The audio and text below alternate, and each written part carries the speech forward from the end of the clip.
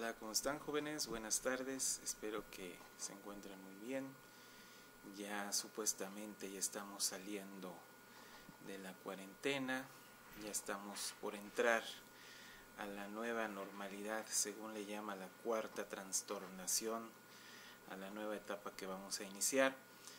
Bueno, pues en esta semana vamos a hablar de unos temas muy interesantes de acuerdo con el temario de la materia, y que más o menos retomamos un poco algunos temas que habíamos visto con la unidad que hablábamos de las variables sociodemográficas, como mortalidad, natalidad, divorcio y otras variables sociodemográficas que habíamos visto, y que en esa ocasión empezamos a hablar un poquito sobre la eugenesia y el darwinismo social. No sé si ustedes se acuerden. Pues vamos a retomar un poco ese tema en esta ocasión, ya que volvemos a hablar sobre población, y pues que es un tema controvertido, es un tema muy actual. Incluso algunos han dicho que esto de la pandemia pues se ajusta muy bien a ese anhelo de la élite de disminuir la población sobrante, o lo que ellos consideran población sobrante, lo que David Rockefeller alguna vez dijo en la ONU: los pobres que son consumidores inútiles. Según él, bueno, era su concepto de él, que los pobres sobran. Es ese, digamos, la concepción burguesa de los pobres, ¿no? Que los pobres consumen demasiados recursos, que los pobres son más, que los pobres son consumidores inútiles. Entonces, a partir de este contexto, nosotros vamos a discutir el fenómeno de la sobrepoblación y su relación con otro fenómeno, que es el de la eugenesia, y las posibles soluciones a esta situación, que no necesariamente una de esas soluciones es la reducción poblacional, sino que se encuentran tanto en la teoría marxista esa solución, como en otras teorías más actuales, como la sociedad del riesgo de Ulrich Beck, sociólogo alemán, y también de las sociedades autosustentables o sustentables, como le llaman también, ¿no? La sociedad sustentable. Vamos a hablar de en qué se basa estas teorías, qué es lo que nos quieren revelar y cómo podemos resolver esta problemática. Bueno, pues comenzaremos diciendo de qué trata este asunto de la sobrepoblación. Como ustedes saben, y si no lo saben, pueden investigarlo por ustedes mismos, la población humana ha ido creciendo de manera paulatina a lo largo de los siglos. Vamos a poner una fecha concreta: a partir del año 0 de la era cristiana, desde que nació Jesucristo hasta el año 2020 de nuestra era.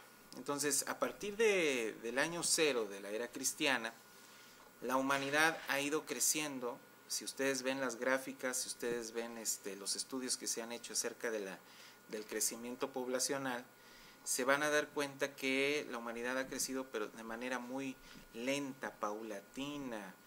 Realmente han pasado siglos y la humanidad ha crecido muy lentamente, poco a poco. ¿Cuándo es, o en qué momento, o en qué año, o en qué etapa de todos estos 2000 años de era cristiana es cuando la humanidad empieza a crecer de manera exponencial, de manera, digamos, explosiva, ya incontrolable? Bueno, pues a partir del año 1800, a partir del siglo XIX. Y ustedes se preguntarán, ¿por qué? ¿Por qué no creció de manera exponencial en el siglo IX o en el siglo VI de la era cristiana, o en el siglo XVIII o en el siglo XVI? Bueno, para empezar, digamos que la primera respuesta a esta pregunta pues es que también hace muchos siglos pues hubo pandemias, también hubo pandemias en el pasado muy fuertes, y una de ellas fue la famosa pandemia de la peste negra, ¿no? La peste negra asoló prácticamente a Europa y una parte de Asia, más o menos por el siglo XIII, siglo XIV de nuestra era, por esos siglos, y mucha gente murieron millones de personas en Europa y en Asia. Pues prácticamente la población se redujo a unos niveles alarmantes. Poco faltó para que la humanidad desapareciera en aquel entonces, imagínense, ¿no? En siglo XIV, más o menos, siglo XII, se empezaron a dar estos brotes de peste negra y eso fue lo que provocó la disminución de la población humana. Fue una peste realmente terrible, la gente se contagiaba y empezaba a manifestar, prácticamente en la mañana estaba bien y en la tarde ya se sentía mal y empezaba a manifestar unos síntomas realmente terribles, ¿no? Entonces, pues también esa es una de las razones por las cuales la población no creció de manera tan explosiva durante los siglos anteriores, en la época de la Edad Media, o lo que en el marxismo se le llama el servilismo o el feudalismo. Bueno, esa es una razón. La otra también tiene que ver mucho con el análisis marxista.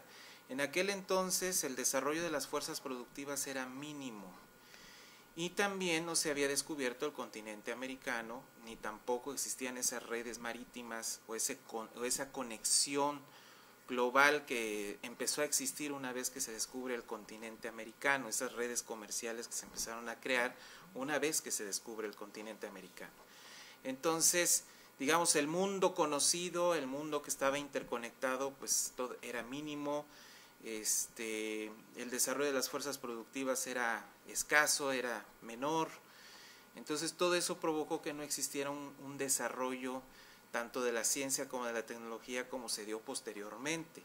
Una vez que se desarrollan las fuerzas de producción, una vez que se desarrollan las herramientas de trabajo y empiezan a surgir nuevos procesos de producción de mercancías, cuando empieza a aumentar la productividad, cuando aumenta el mercado, una vez que se descubre el continente americano, pues empieza a surgir la necesidad de producir mayor mano de obra, de que el proletariado pues se fuera incrementando en cuanto al número, porque se necesitaba mano de obra en aquel momento. Entonces se empieza a promover la reproducción, se empieza a promover incluso con apoyo de los aparatos ideológicos del Estado, en este caso la Iglesia, la reproducción de la mano de obra barata, del proletariado.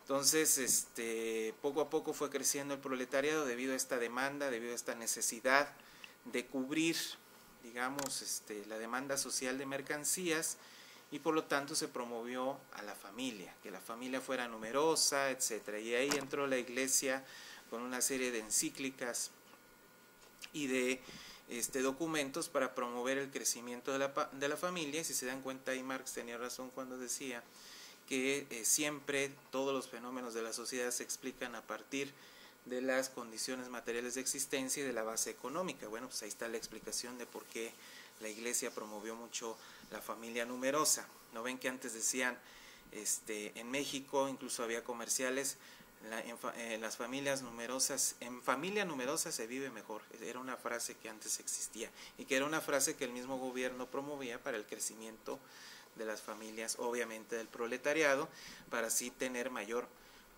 fuerza de trabajo que pudiera producir las mercancías que el nuevo mercado internacional demandaba. El mundo que cada vez se globalizaba más demandaba, el nuevo continente, en este caso el continente americano. Entonces todo eso fue provocando el desarrollo de la tecnología, el desarrollo de las fuerzas de producción, el desarrollo del conocimiento científico, y por ende eso también nos llevó al desarrollo de nuevos métodos para alargar la vida, para que la esperanza de vida aumentara y para que también las enfermedades se combatieran de manera más eficaz. Empezaron a surgir las vacunas con Luis Pasteur, acuérdense, científico católico que descubre la vacuna contra la rabia y el proceso de pasteurización, ¿verdad? De ahí viene el nombre del proceso de la leche de pasteurización. Él era un científico que descubrió el proceso de vacunación. Ya de ahí empezaron a producirse las vacunas contra muchas enfermedades, luego surgieron los antibióticos, en fin, poco a poco la medicina fue avanzando, se fue desarrollando, pero insisto, la medicina no se desarrolló sola, de manera accidental y separada de cómo estaba funcionando las relaciones sociales de producción en aquel momento, cómo funcionaba la base económica en ese instante, y es por eso que también la medicina se desarrolló al mismo tiempo que se iban desarrollando las fuerzas productivas y las relaciones de producción. Y el sistema capitalista poco a poco empezaba a crecer y a extenderse por todo el planeta. Entonces, todo esto permitió que la población pues fuera creciendo, se fuera desarrollando, empezara a tener mayor esperanza de vida. Ahora las personas antes, bueno, incluso no hace mucho, hace aproximadamente unos 100 años, en el año de 1920, en la época de la Primera Guerra Mundial, o cuando ya estaba, bueno, ya había terminado la Primera Guerra Mundial, pero pues todavía estaban las secuelas. Acuérdense que también hubo una pandemia de gripe española, de AH1N1. En aquel entonces, pues la esperanza de vida de una persona era 40 años, ¿no? 35 años, o sea, prácticamente yo ya me hubiera muerto. Yo ya tengo 38, entonces yo ya estaría muerto si viviera en aquella época, ¿no? Probablemente, digo, no es que todos se murieran a esa edad, pero las probabilidades de morir joven eran muy altas. Incluso me han platicado que mi bisabuelo, no siendo tampoco tan jovencito, ya estaba algo grandecito, pero él murió de peritonitis. ¿Por qué? Porque en aquel entonces todavía la medicina no estaba tan avanzada como lo está hoy. También tengo una tía que no murió muy grande de asma, ¿no? Pues hoy en día, afortunadamente, gracias a los avances de la medicina, pues, yo me he salvado del asma porque yo soy asmático, si no ya estaría muerto, ¿no? Entonces, conforme ha ido avanzando la medicina, conforme se han desarrollado las fuerzas productivas y la ciencia también se ha incrementado, el conocimiento científico, pues eso ha permitido que la humanidad pues viva más, que las personas en cuanto a su esperanza de vida pues, puedan vivir hasta 70, 80 años, 90 años. Hay países que incluso ya prácticamente llegan a los 90 años, ¿no? Su esperanza de vida, los países más desarrollados y prácticamente se les llama de primer mundo, ¿no? Entonces ya México, bueno, México anda más o menos, si no mal recuerdo, como en un promedio de 75 años en la esperanza de vida.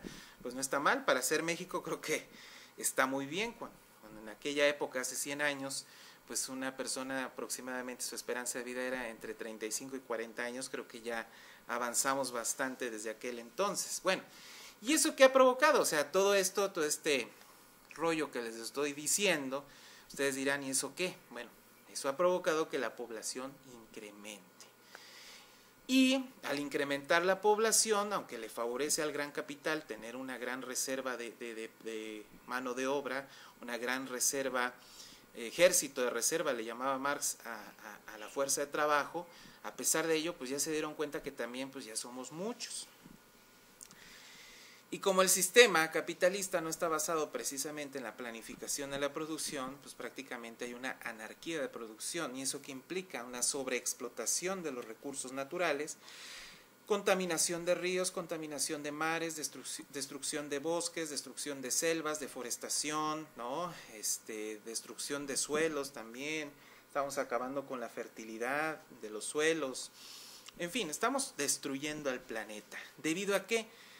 Uno, a las características del mismo sistema capitalista que está basado prácticamente en la anarquía de producción, y dos, no a la planificación como en el caso del socialismo, y dos, que la población pues cada vez es más, que el ejército de reserva del proletariado cada vez es más grande, debido también al avance de la medicina, a la necesidad de tener mano de obra suficiente dentro del proceso productivo, pero también al avance de la medicina, que eso provoca que las personas pues tengan una esperanza de vida mucho mayor de la que tenían hace 100 años, o hace 50, ya no digamos 100, 50 años.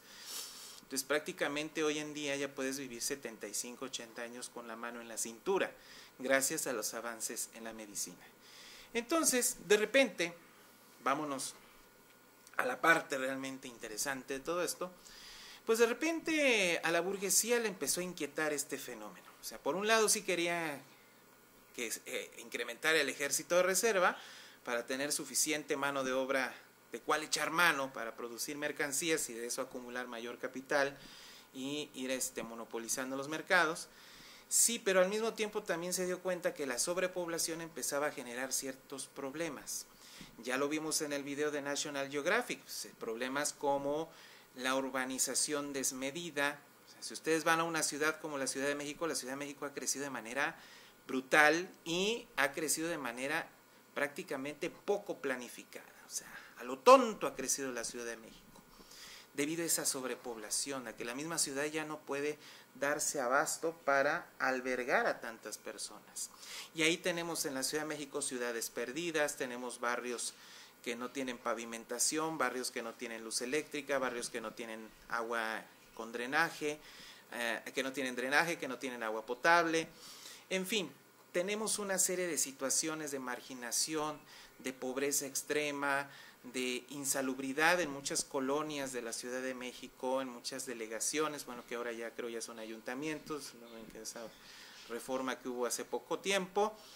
Entonces, lo que antes eran delegaciones y ahora son ayuntamientos, bueno, pues ahora hay un hacinamiento terrible en la Ciudad de México debido a esta falta de planificación al momento de que fuera creciendo la mancha urbana dentro de la Ciudad de México. No hay una planificación sustentable del crecimiento de la Ciudad de México. Y eso que está generando pobreza, marginación, desigualdad social, inseguridad, falta de servicios, hacinamiento.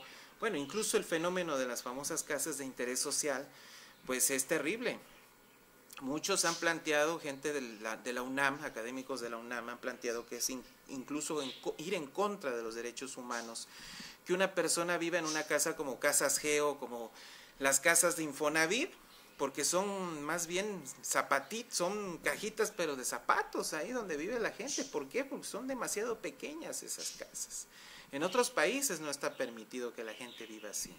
¿Por qué? Porque va en contra de la dignidad humana. El ser humano necesita un espacio vital de ciertas dimensiones y las casitas Geo y las casitas de Infonavit y de otras empresas más, Ara, creo que hay una que se llama Casa Sara, pues son casitas insignificantes. Yo francamente, yo vivo en una casa de esas, me vuelvo loco, y más con esto de la cuarentena, ¿no? Entonces, es ir en contra de los derechos humanos de las personas, y sin embargo, a las personas ahí las amontonan en estas casas de interés social, o incluso en los edificios, también los departamentitos que ahora se construyen, ¿no? En los grandes edificios de 20 pisos, de 30 pisos, igual, departamentos de tamaño de caja de zapato, y ahí quieren meter a la gente, ¿no? Porque ya no cabe, simple y sencillamente ya no cabe. Entonces la burguesía se dio cuenta que todo esto está generando un problema, esto de la sobrepoblación. No lo vamos a negar, efectivamente la sobrepoblación está generando un problema. Y entonces la burguesía se le ocurrió, ya desde el siglo XIX, cuando empezaron a ver esa tendencia, pues crear ciertas teorías sociológicas, ¿no? Incluso con algunos tintes biológicos, ¿no? Dentro de la ciencia de la biología, para tratar de justificar la reducción poblacional. Y es donde surge el darwinismo social, donde surge la eugenesia y donde surge el malthusianismo. Malthus fue, incluso dicen que fue un religioso anglicano, que él llegó a plantear esta teoría de que conforme las sociedades se fueran desarrollando, conforme el capitalismo se fuera expandiendo y desarrollándose a lo largo del mundo, la población iba a crecer de manera exponencial. Pero él decía, desgraciadamente la comida no va a crecer de manera exponencial. O sea, la población va a crecer 8, 16, 32 millones de personas, mientras que los alimentos van a crecer 1, 2, 3, 4 millones de toneladas, no sé, supongamos, ¿no?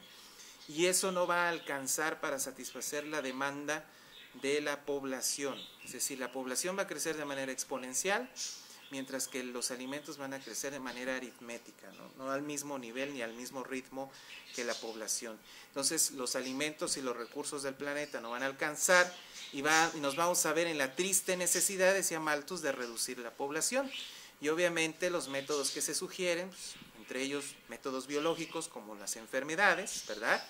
Curiosamente, ¿verdad? Las pandemias, los virus, que pudieran ayudarnos aquí a reducir un poquito la sobrepoblación.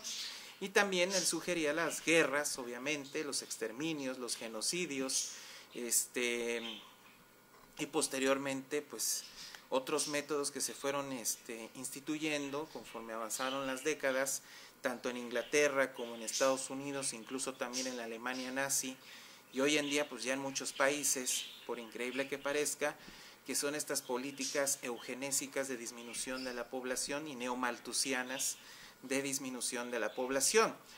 Inglaterra pues fue la pionera a través de Malthus, a través de Charles Darwin, a través de Robert Galton, a través de Spencer, Heriberto Spencer, ¿no? Todos ellos fueron los pioneros de todas estas teorías que promovían la reducción poblacional, ¿no? Entonces Robert Malthus y ¿cómo se llama? Charles Darwin y también ahorita se me olvidó su nombre, Malthus, Darwin y Spencer, perdón, ya lo había comentado. Entonces todas estas teorías de ellos fueron formando esta idea de crear una serie de políticas que permitieran la reducción poblacional. Y así es como se fue instituyendo en Inglaterra lo que se le llamó la sociedad eugenésica y se empezó a justificar esta necesidad de disminuir la población, pero no solamente decir disminuir cualquier tipo de población, desde una perspectiva eugenésica y del darwinismo social, lo que se promovía era disminuir aquella población que se consideraba inferior, que se consideraba genéticamente inferior. Galton, basándose en las teorías de Darwin, decía, bueno, así como existe un darwinismo biológico, la selección natural, también esto debe de aplicarse a nivel social, es decir, no cualquiera puede reproducirse en la sociedad y no cualquiera tendría derecho a reproducir su prole dentro de la sociedad, por lo tanto hay que controlar el nacimiento de ciertos personajes que podrían provocar un mayor gasto para el Estado y que además pues no permitirían que existiera una suerte de pureza racial, ¿no? Y ahí es donde surgen estas políticas de impedir que las personas con retraso mental o las personas pobres incluso, que no pudieran mantener a su familia, pues se pudieran reproducir. Entonces, así fue como se fue instituyendo el malthusianismo, la eugenesia, el darwinismo social en Inglaterra, con las ideas de Robert Malthus, Galton, Darwin y Spencer. Y después también empezaron a surgir otras personas, otros personajes, como esta feminista radical, bueno, esa ya fue en Estados Unidos, que trató de también de instituir las políticas eugenésicas, que inclusive ella sugería tener a las personas encerradas en campos de concentración, a los imbéciles, vamos, así les decía ella, a las personas con algún retraso mental o alguna debilidad mental, tenerlas encerradas en los campos de concentración e impedir su reproducción y que más bien se utilizaran a estas personas para trabajos forzados. Ella se llamaba Margaret Sanger, era una feminista radical, que incluso dicen que murió loca, que ya murió desquiciada la mujer, pues sí, pues con esas ideas un poco psicopáticas, pues cómo no va a morir demente la mujer. Margaret Sanger, feminista radical, ella promovía el aborto, ¿verdad? Esta política de que ciertas personas tendrían que abortar para impedir su reproducción y de esta manera lograr la limpieza racial, y no solamente racial sino también de clase, porque ella, siendo de la clase privilegiada, pues no quería que los pobres se reprodujeran también, no solamente los que consideraban racialmente inferiores. Entonces ahí está Margaret Sanger, también ella introduce esas ideas. Quien rescata las ideas de Margaret Sanger, curiosamente, pues no son los norteamericanos. Bueno, los norteamericanos sí aplicaron algunas políticas eugenésicas en los años 20 del siglo pasado, con la esterilización forzada de latinos, eso pocos lo saben, que los latinos que llegaban a migrar allá eran capturados y eran obligados a someterse a un tratamiento o un procedimiento de esterilización forzada, ¿no? Entonces prácticamente los esterilizaban y los encerraban en campos de concentración. Esa es la triste historia también de Estados Unidos. Todo eso se implementó incluso antes que en Alemania.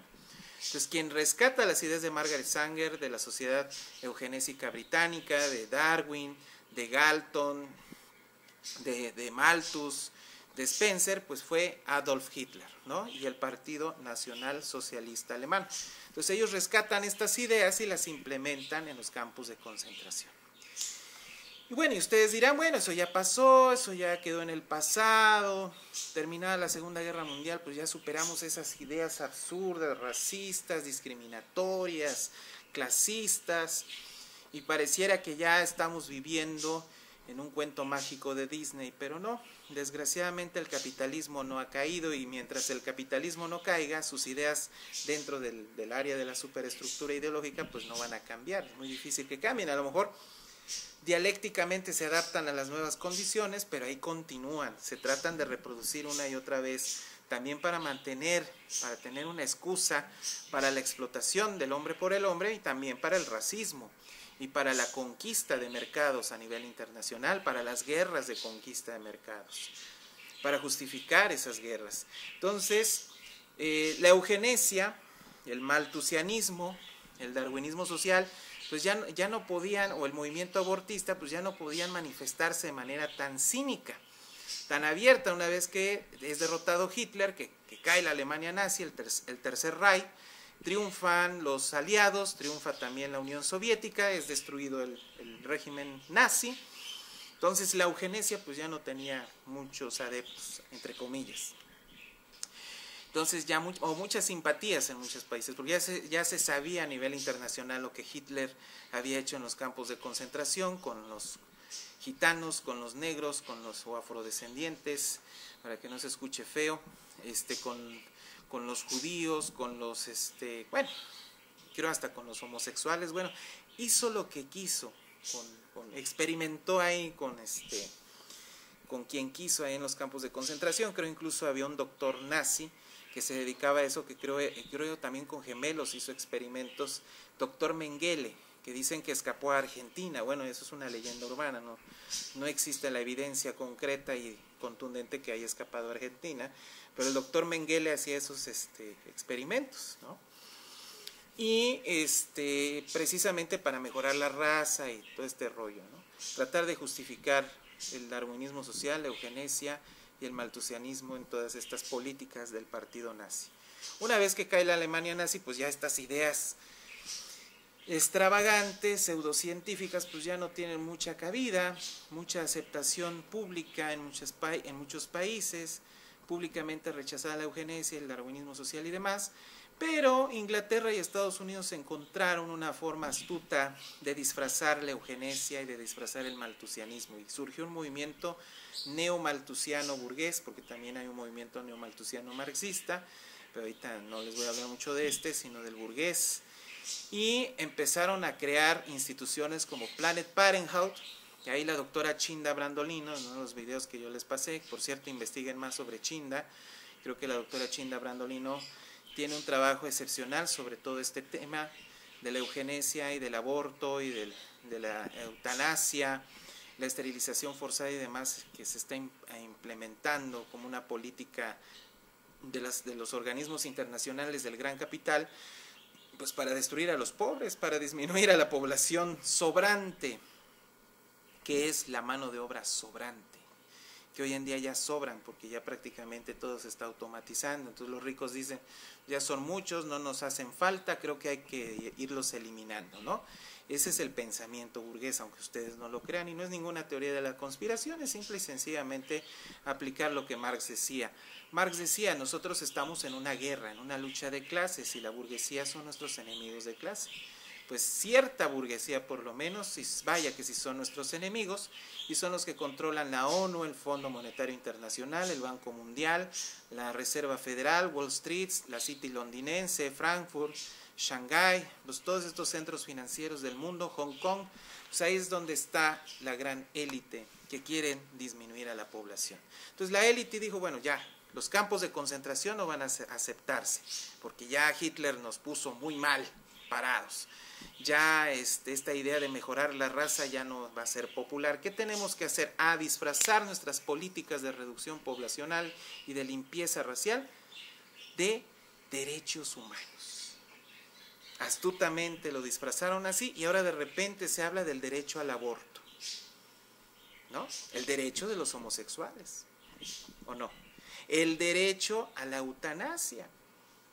a la muerte asistida, le llaman bien bonito, ¿no? Muerte asistida, la muerte piadosa, algunos le llaman. El derecho también a la salud reproductiva, le llaman ellos, Planet Parenthood. El mismo Henry Kissinger, en un informe en los años 70, en un informe desclasificado hace pocos años, obviamente por el escándalo de lo que hubiera provocado en aquel momento ese informe, donde le recomienda al presidente Nixon, Henry Kissinger, hay que disminuir la población de los países tercermundistas porque ellos están consumiendo demasiado los recursos que podrían ser para Estados Unidos.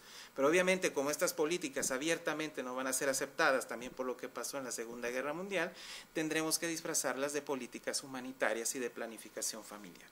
Y así es como lo hicieron efectivamente. Kissinger aconsejó a los presidentes de Estados Unidos y hasta Obama, así se ha hecho con esto de la eugenesia, el darwinismo social y el neomalthusianismo. Entonces tenemos la promoción del aborto como un derecho, la promoción de los derechos homosexuales como un derecho, la promoción de la eutanasia como un derecho, la promoción de la esterilización, si se quiere, como un derecho, de la unión libre, del condón, del uso del condón, de estos sistemas de planificación familiar y demás. Y ahí surge Planet Parenthood, la IPPF, y pues también la ONU, ¿no?, que promueve todo esto, y aparentemente todo eso es piadoso y bueno, pero en realidad hay una intención perversa. Ahora, eso no quiere decir que pues quien quiera o esté a favor del aborto, bueno, pues cada quien es libre de decidir sobre su cuerpo, sobre el cuerpo de su pareja. Si quieren optar por esa opción, eso nosotros no tenemos por qué juzgarlo, pero hay que entender que sociológicamente hoy en día todo esto está siendo impulsado por gente de la élite, porque pues sus intenciones no son precisamente muy buenas, ¿no? Lo que quieren es disminuir a lo que ellos ya han llamado los consumidores inútiles. Entonces por eso es un tema controvertido, que puede provocar que se den muchos debates, que se den mucha controversia, pero creo yo que es sano ver las cosas como son y no como quisiéramos que fueran. De repente nos venden mucho este discurso de que sí hay que disminuir la población, que ya hay que acabar con esto, y pues de repente ya estamos en una pandemia aberrante, y pues el mismo Bill Gates, que también es neomalthusiano, su papá financió a Planet Parenthood, su papá fue parte de la Sociedad Eugenésica Británica, pues él plantea esto, dice, para disminuir la población pues tenemos que promover ciertos mecanismos para hacerlos, ¿no?, para disminuir incluso la población un 10 y 15%. Entonces de repente él anda muy activo con esto de la pandemia, pues es probable que también incluso una guerra bacteriológica sea usada como una herramienta eugenésica de disminución de la población. Puede sonar a teoría de la conspiración, pero si somos un poquito conscientes de la lucha de clases en la que estamos viviendo, pues no nos espantaría ni nos sorprendería. A mí no me sorprende. Después de leer a Marx, que nos habla que estamos en una lucha encarnizada contra los dueños de los medios de producción, porque son los que quieren conservar sus privilegios y obviamente nosotros nos ven en una verdadera amenaza, pues no me extrañaría que nos lanzaran, nos declararan una guerra bacteriológica para disminuir al enemigo, ¿verdad? Para diezmar al enemigo. Incluso porque tienen esa estructura mental. Si vemos la historia, insisto, de la familia de Bill Gates, de Henry Kissinger, de George Soros, de Barack Obama, de Hillary Clinton, todos estos personajes oscuros, pues vamos a ver que todos ellos tienen raíces en Planet Parenthood, en la Sociedad Eugenésica Británica, en la IPPF y en todos estos organismos que promueven la reducción poblacional para evitar precisamente que la clase trabajadora incremente su número y eso signifique un peligro para la hegemonía del gran capital, ¿no? Bueno, pues de eso les quería hablar y prácticamente es el último tema del temario. Con esto cerraríamos el curso. Si tienen alguna duda, ya saben, me la expresan y con mucho gusto yo se las resuelvo, ¿sí? Entonces, pues con eso cerramos el semestre. Fue un placer trabajar con ustedes. Tristemente pues pasó esto de la pandemia, pero bueno, de todas maneras salimos adelante, creo yo, con la educación a distancia, ¿no?, con esta modalidad de educación en línea, y espero que ya en agosto volvamos a la normalidad y nos volvamos a ver. Bueno, pues que estén bien, cuídense.